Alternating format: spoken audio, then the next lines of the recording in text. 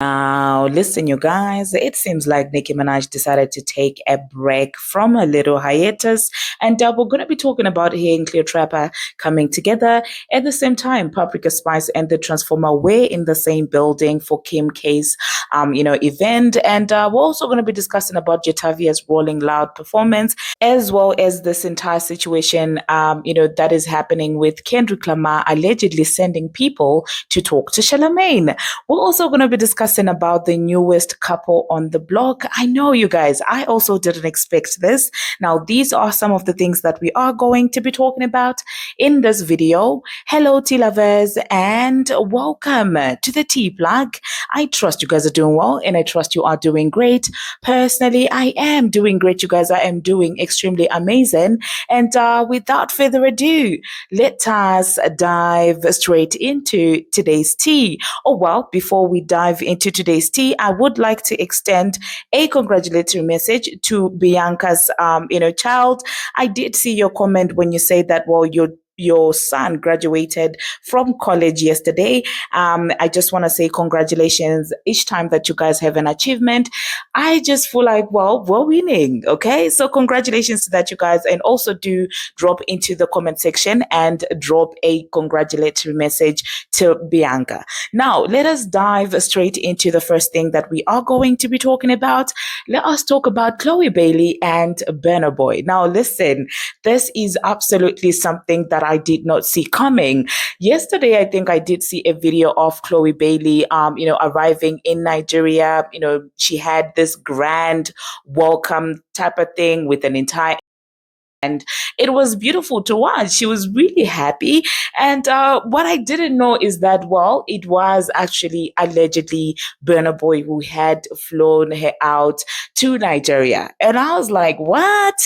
I know wherever Stefflon Don is, she's definitely punching the air. But do I care or feel bad about it when it comes to Stefflon? Absolutely no, because no, the girl is a dad, okay? But anyway, that being said, some people started speculating that, well, maybe they've got a music video that they are shooting together. Maybe they've got like, a song together and stuff like that. And I was like, well, that's not too far-fetched.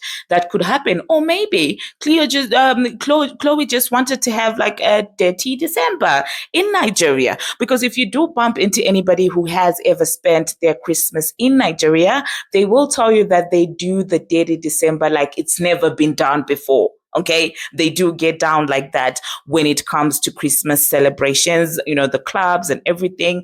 And so I was like, oh, maybe she just went there to have a good time. But then when I saw a video of Chloe actually sitting on Burna Boy's lap, I was like, what? They really did look very close. They look very cozy. And I was like, okay, I hope whatever happens, Odogu is actually not going to cause my girl some pain. Because over here, we love the Bailey sisters. And Burna, if you ever heard Chloe, it is up from the side, okay? I'm just kidding, you guys, but I hope Chloe is treading lightly, because the history between Burna Boy and Stefflon Don is they, do get together, they act like they're not together, they go back again. And so at the end of it all, it seems like you can easily just get pulled into their drama.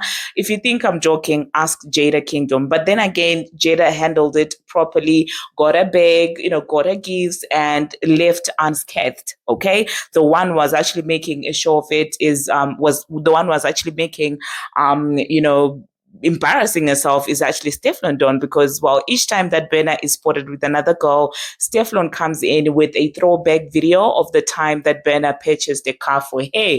Now, I'm just like, what's to say that is not doing the same for all these other girlies? Maybe they're not just posting. But Chloe, damn, the African giant. Oh my God, this is absolutely interesting. So yeah, let me know in the comment section, you guys, what you think about that. And that being said, let us move on to the next thing that we are going to be talking about. We're going to talk about Nicki Minaj and her breaking her little hiatus. It seems like she stepped out to say and to share a couple of words, with the people, because you guys do know that even after being released in 2023, her album Pink Friday Started To is still the highest selling female rap album of 2024.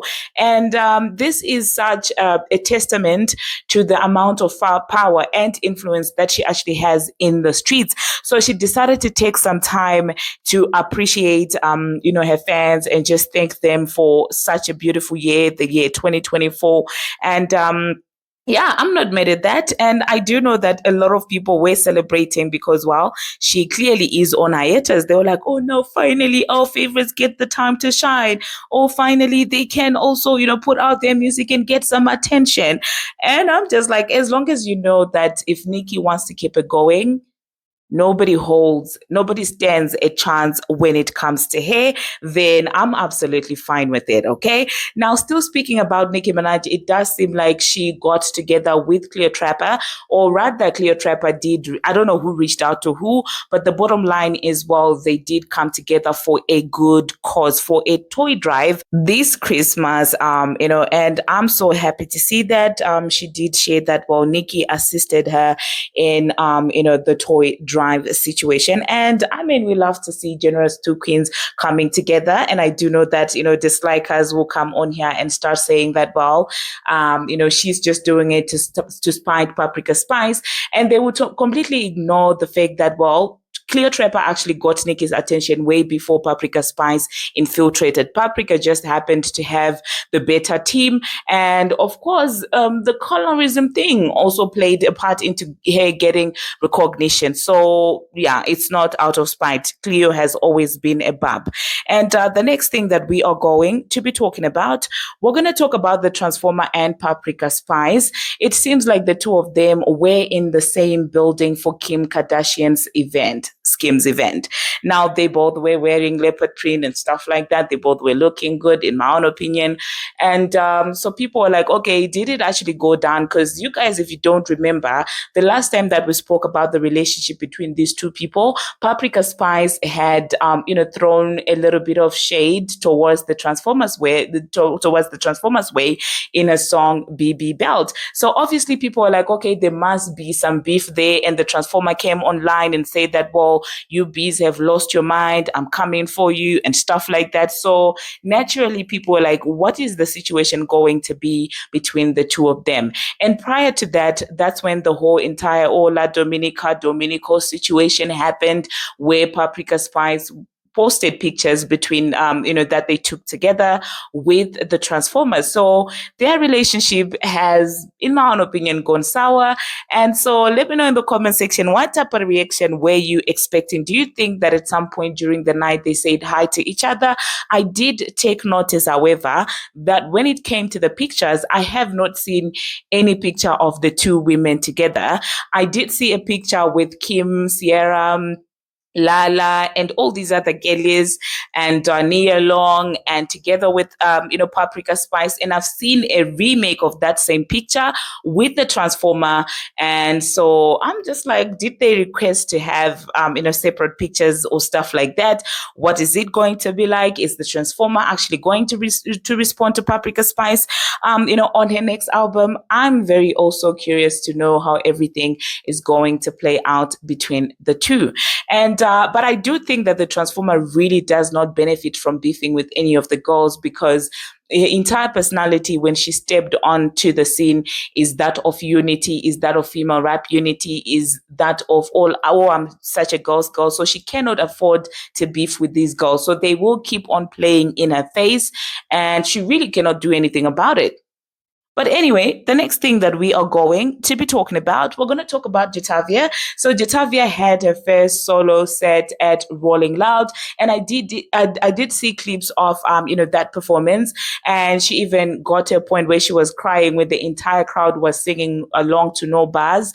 And one thing that we all can see is as a solo artist, there has been a lot of growth in her career. Now, did she take advantage of certain people who were kind to her? Absolutely. Yes, no matter like how you want to look at it, whether you like her, whether you don't like her, she did benefit from the Nicki Minaj co-sign. She did benefit from being associated to Nicki Minaj to such an extent that some Barbz have willingly decided to say, no matter what she does, no matter what snaky stuff she does behind the scenes to Nicki Minaj, will still stand here. Like I literally have seen several Twitter accounts that have rebranded, that used to be Barb accounts that have rebranded to Jatavia's accounts. So I mean, the growth is there, but also allegedly there has been some musician behind the scenes. So let me know in the comment section what you thought about Jatavia's set. Did you think that she actually nailed it or what? Personally, I do feel like her songs are very catchy, and she has never been the one to struggle with getting the public to sing along to her lyrics and stuff like that. And that mostly manifested when she became a solo artist. Anyway, let us move on to the next thing that we are going to be talking about.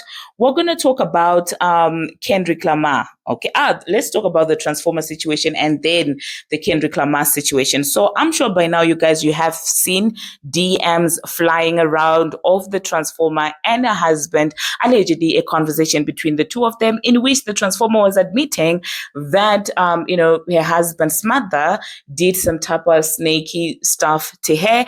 And who remembers that time that the Transformer was sending letters of, take down this video, don't say this, don't say that to Storm Monroe. So now that these DMs are out, people are saying, okay, well, it does seem like Storm was not wrong at all. And other people are also saying that this could be a PR stunt. This literally could be them looking for publicity, because lately people have been concerned about Jay-Z and nobody has been paying attention, to the Transformer. So some people are still saying that it is a PR stunt. And somebody did comment and say that, well, if I were Offset, I would step out too, because, well, your wife is back at home is built like a toothpick or something like that. And it seems like the Transformer was not, is it a toothpick or a tooth itself? So the Transformer was not here for it. And she said, not on my watch, this man is still way attracted to me. And she decided to prove that by sending a DM of her husband, asking her, to F. And in that text, she was like, well, you're never getting none of this hoo-ha and this and that. And according to her and according to what her IQ, allows her to process, that means that her husband respects her, and that means that her husband still wants her, because this man literally asked her to F. Which I'm looking at and I'm like, what type of comprehension does she have? This is not something to brag about. Everybody who has a baby daddy probably knows that this is what men do. They would definitely try and spin the block just to lay down with you. And just because a man is asking to lay down with you does not mean that your body is tea either.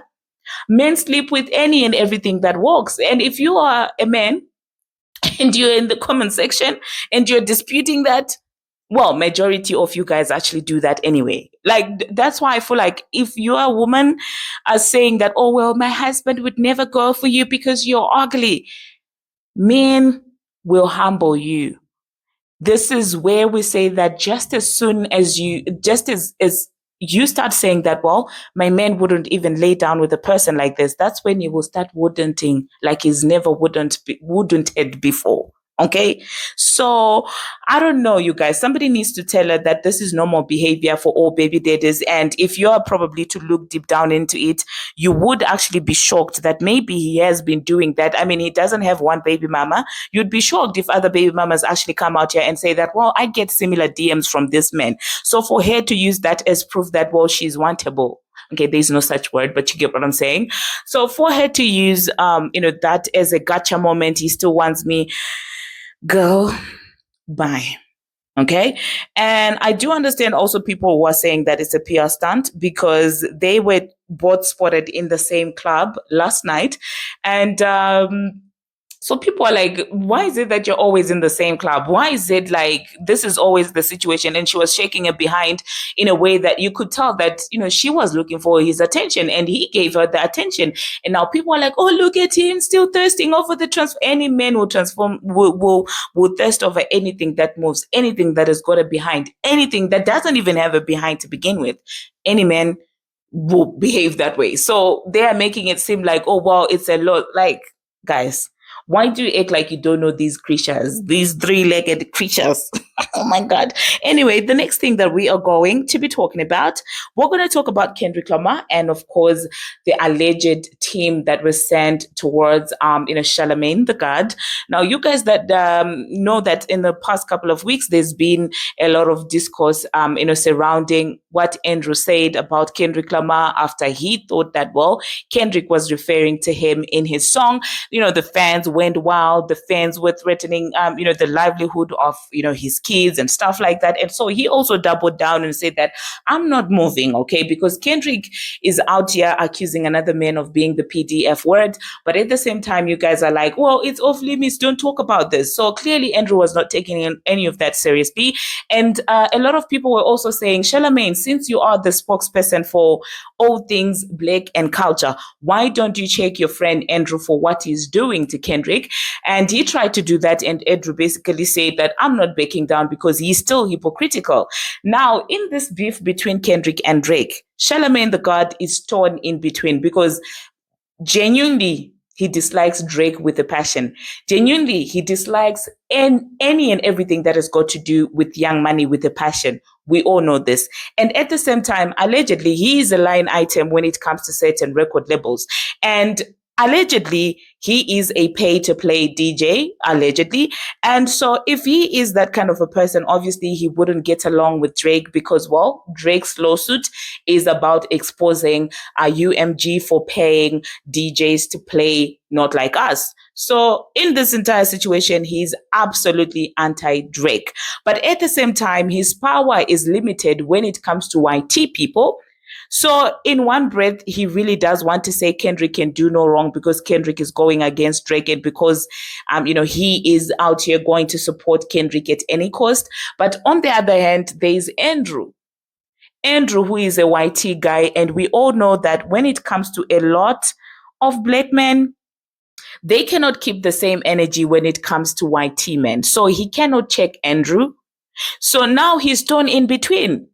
So guess what the narrative now is? It's all Kendrick Lamar. People reached out to me and they said that they were not talking, Kendrick was not talking about you. So now they are trying to go back to Andrew to say that, well, it wasn't about you. It was about other people. They're trying to dodge the smoke that Andrew is capable of bringing to this entire conversation. So Charlemagne is now going back to his friend to say, it's not even about you. It's embarrassing, you guys, when you look at it. It's so embarrassing. Like, what are you doing, Charlemagne? Do you have no shame? He's like, oh, they were not talking about us. Oh, that's now his defense to silence Andrew because he cannot stand up and, play around with those propaganda things and, the narratives that, oh my God, you can't say this. This is awful. He cannot do that. He doesn't have backbone when it comes to Andrew. So the next big thing is for him to seemingly, divert the situation and say that it wasn't us that, he was talking about. So, you know what? I will insert what Charlemagne had to say.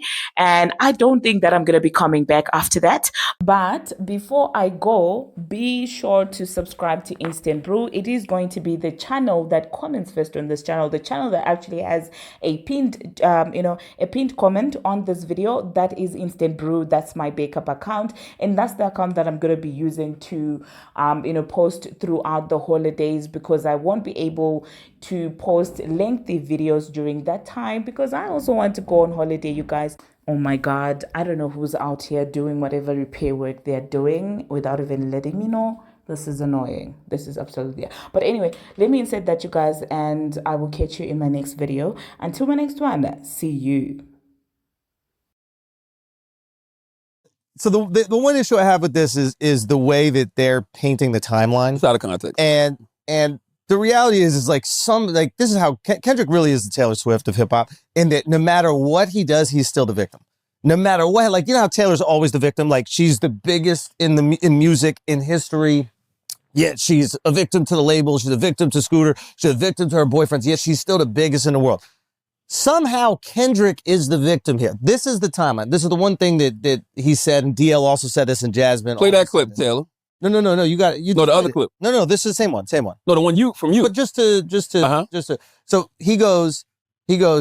You said what you said once, and you're crying about it. Because they thought when you were on here talking about people leaving comments about your kids, it was you responding to that. Because they didn't watch the episode. Well, they also don't know when we tape. But even if they did know when we taped, they would know that's the first reaction. Yeah. So this is the timeline. And this is the timeline. I could have been wrong, but you were actually saying that you understood why people were leaving comments and you deserved it. Because you know, I never said I deserved it. Well, you said you did what you did to Kendrick. No. And then they replied. No. What was it? Stop, man. All of y'all are believing these fake timelines. I don't remember. So I got to deal with a propaganda machine. What was it? This is it. Kendrick drops the song. Yeah. Mentions me. Yep. Mentions my friends. Says slide on his friends, which I assume are you and you. No. So wait. Just let me talk. Let me talk. Okay. Don't interrupt. Just let me talk. Which I assume are both of you. Uh-huh. Slide on the coons and the ones that are grooming, which I assume. You guys also think it's you because you're getting dead. I'm getting dead. Never thought it was me. Okay, that's fair. You never thought it was you. You have the ability to talk to them, right? They reach out to you to patch shit up real quick. It's the Doodle and Laugh podcast. Yes. But Doodle and Laugh. What's it called? You told me. Listen. Well, I'm not trying to listen. What's it called? Anyway. You know what I'm talking about. Yes. Shits and gigs. Boom. Right? My God, yes. I don't know. So Kendrick's people reached out to you to clarify. They're like trying to, we didn't want to say it actually came to you, and people are thinking this. They're doing their little due diligence with you, right? But nobody else knows that. They think it's you, and they think it's you. I'm getting death threats. They posting pictures on my little kid. I haven't said anything. I'm filming my special. So 2 weeks, I don't say a single word. All of Kendrick fans are saying they're going to family, my little daughter. They're commenting on the pictures of my 8-month-old daughter. It's fine, whatever it is. This is internet shit. I don't say. I go, okay, it's like that. I'm a f***ing man. All of Kendrick's fans go, how could you say that? Oh my God, you can't go there. You can't take it there. But I thought y'all took it there when you saying you could. So wait, y'all can kill me, but I can't fuck you. I think we shouldn't. No, hold on. We shouldn't. Hold on. Conflate Kendrick fans with what Kendrick is on, though. I don't give a. Yeah, because I wouldn't do that. I wouldn't conflate Kendrick fans and what Kendrick is on. You got to know that the fans are ridiculous. You got to know the power of your words. What they're telling me right now is to know the power of my words. I agree with that. So he goes. What Matt's saying right there is you don't know the reaction to what you say and what could happen. But why are we not keeping the same energy with him? What do you mean? He's saying right now, if I talk, crazy shit could happen to me. Yes. So I have to be responsible for my words, but Kendrick doesn't have to? No, I don't think that's the case. What? He didn't say anything to you? Yeah, I don't think that's the case. Hold on. Let's just clear this up right now. If he's talking about shits and gigs, which you confirmed from his team, that means he's talking about me. Yeah, but it's a false equivalency. And I'll tell you why it's false equivalency. Oh, now y'all moving to go. No, I'm not. It's like, even my own people doing it to me. Listen. It's crazy. No. The internet got to you. No. It's the internet got to you. It's a false equivalency. I live in the kitchen. If you want it to be hot, we're going to be here all day, and I hope you enjoy the heat. Because it's up This why it's a false equivalency. If you say, hey, if he says, hey, white comedians, never let a white comedian make jokes about black women, that's law. Yeah.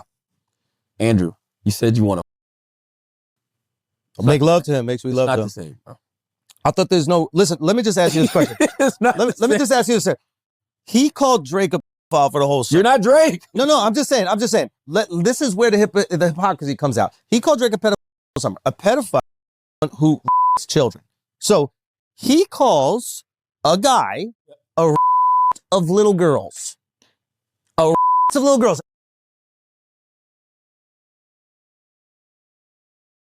Whack, gotta fuck him up. All A minor, certified. Everybody said, hold on. A of little girls, right? But once Kendrick becomes a little girl, it's a problem. But let's go back to the whole time. It's a problem when Kendrick's a little girl. Y'all was singing. We were all singing the little girl's anthem all summer. Nobody had a problem. But now that Kendrick's the little girl, how could you go there? But let's think about how could you go there? Let's talk about our conversation right here. How did it start? It started with timelines, right? And being in context. So let's look at the timeline. Look at the timeline. Kendrick didn't go there until Drake said, you beat your woman and your child isn't yours. It's your best friend / business partners. That's when Kendrick took it to. Horrendous. And I've already said horrendous things. Yes, but that's when Kendrick took it to. You're saying it's okay to respond and take it to another level. Is that what I think for every action there should be an equal. If you tell people to slide on my friends, it's up. He wasn't talking about us. Okay. Hold on. If you tell people, real quick, Al, if you tell people to slide on my friends, all I know from the term slide, and I'm just some white guy, but are you gonna slide for Vaughn? That's what I kept hearing in hip hop. Slide for Vaughn.